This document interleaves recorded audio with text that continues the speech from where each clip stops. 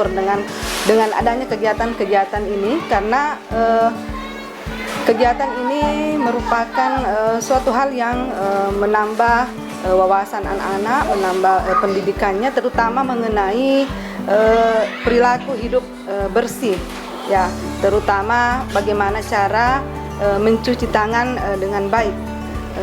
Dan saya kira ini merupakan suatu hal yang sangat baik, ya, terutama diterapkan kepada anak-anak kami di sekolah ini.